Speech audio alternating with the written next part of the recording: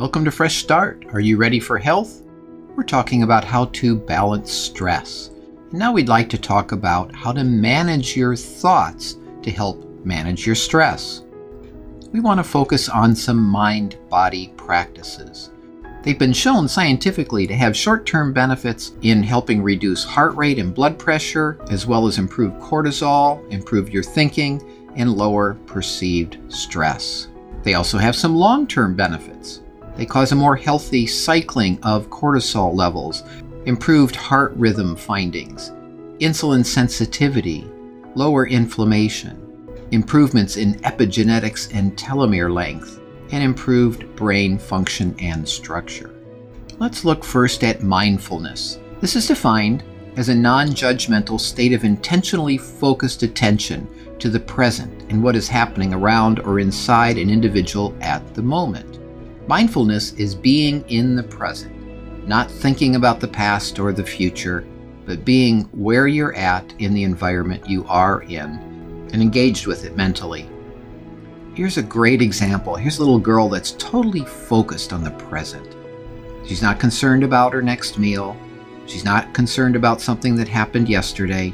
She's totally focused on this watermelon, the smooth skin with her left hand, the moistness and pinkness with her right hand, and she's going to take that right hand with the nice sweet juice and put it right into her mouth and totally enjoy it. She's totally in the moment. She's mindful. One of our handouts has a slow down the speed of eating exercise to help you enjoy an apple or some other favorite food very mindfully. I'd encourage you to try this at home. Earlier we talked about a stress reaction.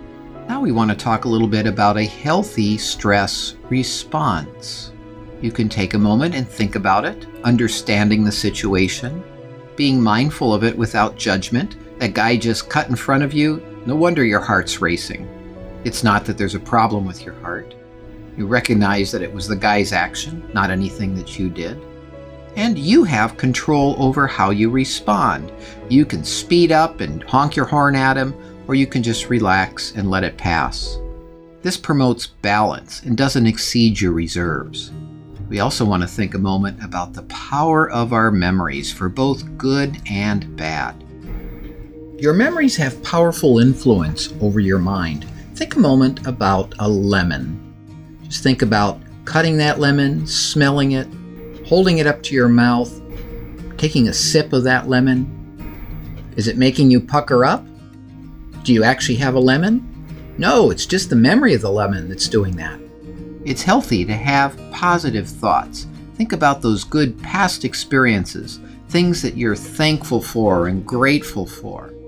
As you relive those thoughts, you actually release those healthy, feel-good hormones again in your brain. On the other hand, we can suffer from something called cognitive distortion. Our minds can be our own worst enemy. We can easily fall into a series of unhealthy thought patterns. We also have this as a handout that you can look at these in more detail. We will highlight just a few of these. That all or nothing response is all too common for many of us. We see only in black and white, only in good and bad. After eating a cookie, you think, I blew it, I might as well eat the whole bag. Or how about that mental filter where you focus on one negative detail? Even though you're losing weight and your blood pressure's better, you think you're failing because your cholesterol has not come down. Or maybe jumping to conclusions is your favorite, where you think you can read somebody else's mind. You think that somebody's laughing at you because you ordered tofu in the restaurant. Several others that you can look at on your own to see which ones are your favorites.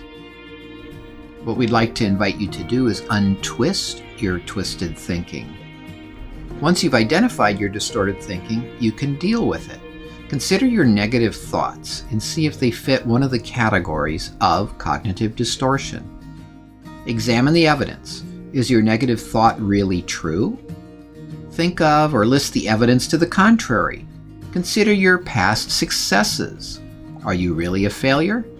Instead of thinking in black and white or success or failure, maybe use a scale of 0 to 10 or 0 to 100. I kept 50% of my goals. That's not being a failure. Ask friends if they agree with your negative thoughts. They may be able to more objectively shed some light on that. And think positive. Substitute your negative language with less emotionally charged words. Instead of should, try it would be helpful to.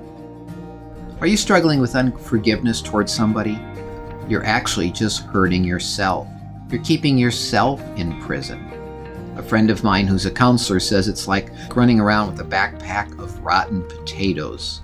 You're the one carrying the weight and the stench. Forgiveness is difficult, don't get me wrong, but there's some things you can do to help. Remember when you've been misunderstood? Maybe you need to cut somebody some slack and think maybe they were just misunderstood as well. Another thing that's helpful for people is to visualize that person they're angry with in an empty chair and just let them have it verbally. Afterwards, you may feel better. Sometimes the root cause of unforgiveness is that you need to forgive yourself. Maybe that's something you need to start with. If you're struggling with forgiveness, maybe you need to seek help. Consider counseling from a clergy or somebody who's trained in dealing with this.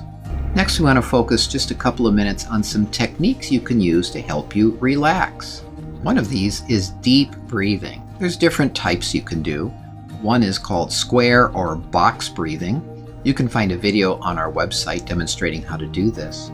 This slows the heart rate, decreases blood pressure, allows that adrenaline surge to pass, has a very calming effect, and improves your mood. You can do it for just a few seconds if that's all you have, or several minutes. Another technique is the relaxation response.